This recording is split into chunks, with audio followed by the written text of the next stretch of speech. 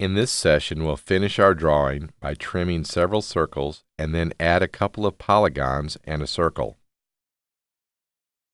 We'll start by selecting the Trim option to start the process of eliminating parts of the circles. The first objects that we'll select now are called the boundary edges.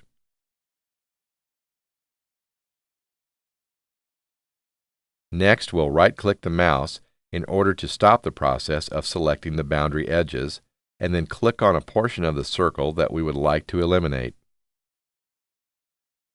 In order to stop the trim process, we'll right-click the mouse and then select the Enter option.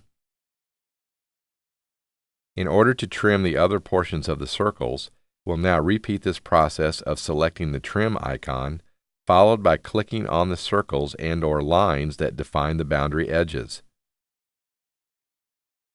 And then we'll select the portions of the circles to be trimmed. In order to finish the drawing, we need to draw a couple of polygons and a circle. We'll start by clicking on the polygon icon in the Draw toolbar. Next, we'll key in a value of 6 to define the number of sides of the polygon that we will be drawing. To define the center of the polygon, we'll key in 0, 0. Next, we'll right-click the mouse and select the option shown here, followed by keying in a radius of 30 in order to define the size of the polygon. We'll now draw another polygon by first right-clicking the mouse and selecting the Repeat option. And then we'll key in a 4 to indicate that we will be creating a square.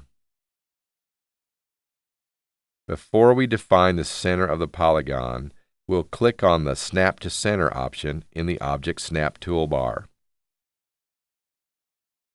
And then click on the arc shown here after we see the center indicator appear. Next, we'll right-click the mouse and select the option shown here.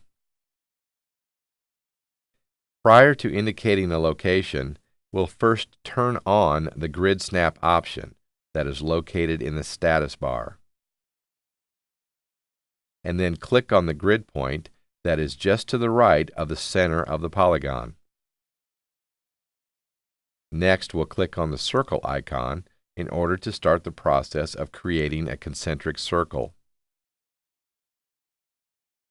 Then we'll click on the Snap to Center option in the Object Snap toolbar. After turning off the Snap option in the status bar, we'll position the crosshairs as shown here and then click the mouse after we see the center indicator. Next, we'll key in a value of 10 to define the radius of the circle.